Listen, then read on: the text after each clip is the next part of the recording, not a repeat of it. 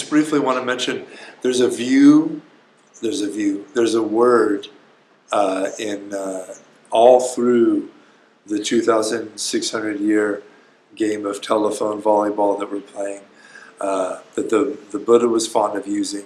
The word is diṭṭhi in Pali. It means view.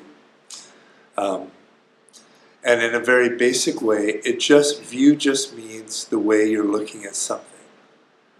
So you can see how that could be all the way from like, you know, profound psychological implications of like how you view your relationship to your partner, to your parents, to the world at large, to yourself.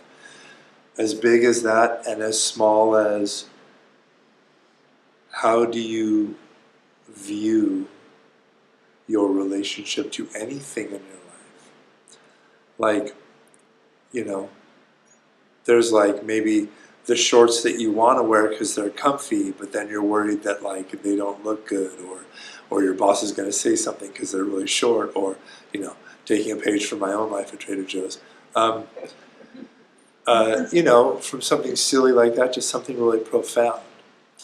And then there's even the way we view ourselves. And this is something that comes up again and again and again in the Buddha's teachings. Self-view, how I'm looking at myself, what I'm thinking about myself, and the way I'm thinking about myself, and the way I view my experience. And it's one of those ideas that's so fundamental that it's feels impossible for me to get my arms around it. So I just briefly was reflecting that the instructions for the meditation practice, that with some, you know, there's always going to be changes according to time, place, circumstance, culture, language, etc. But the basic practice that runs like a stream of clear water from the Buddha to us, of just meeting your experience and trying to judge less and prefer less and fabricate less and just meet your experience moment to moment. That instruction is as good on the cushion as it is off. And that is a really good instruction for watching, being careful for when I'm fabricating a view about myself. Every single person within the self, forget that, every single person in the world has stories that they have been told about themselves by parents, by family members, by loved ones, by friends, enemies, etc. We have stories that we tell ourselves about ourselves.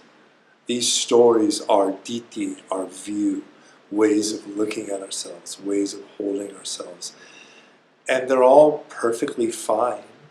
Some of them are maybe not very kind or friendly, but they're perfectly fine. The problem really happens is when they become invisible. So instead of thinking like, oh,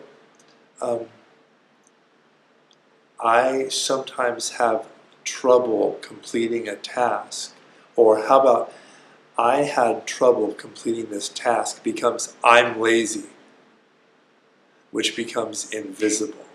It's just how I am. It's just how you are. And this goes for any number of things. You're a good person, you're a bad person, you're a this, you're a that.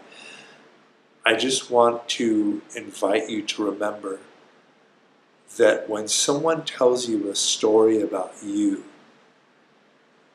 they're usually forgetting to add the caveat at the end, to me.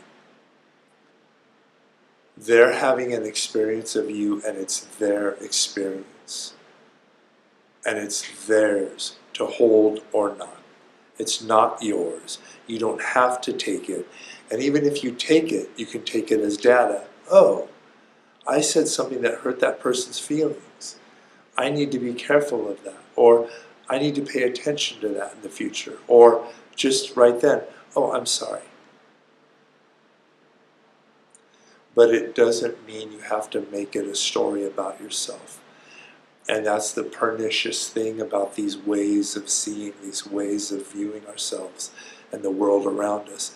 They become invisible, and then we paint the world and ourselves with that brush, and we forget we were ever painting in the first place. So just by way of practicing with view, just like when we're sitting, and maybe mind is jumpy, and instead of thinking, I'm a bad meditator, we can just think, mind is jumpy. This is what mind is doing. This is jumping. Or I'm sitting and my heart-mind goes to a wound I have in my heart, a hurt feeling about something. And instead of going to, I'm a sad person, or any number of fabrications you could imagine, I'm sure, just be like, this is sadness. This is a hurt feeling. So just like we do on the cushion, we're just watching in real time things arise and pass away, moment by moment. Nothing is fixed. Nothing is solid. Nothing is stable. Nothing lasts. We practice this spaciousness with present moment experience, and we don't collapse. We practice not clinging to, or even clinging by pushing away something and making it solid. In the same way in your life, I just want to invite you to notice, are you telling a story about yourself to yourself? And a lot of those stories, bless you, a lot of those stories aren't terribly kind all the time, are they? So, I just want to invite you to just notice when you're telling yourself a story, because even if it's true, it's a story.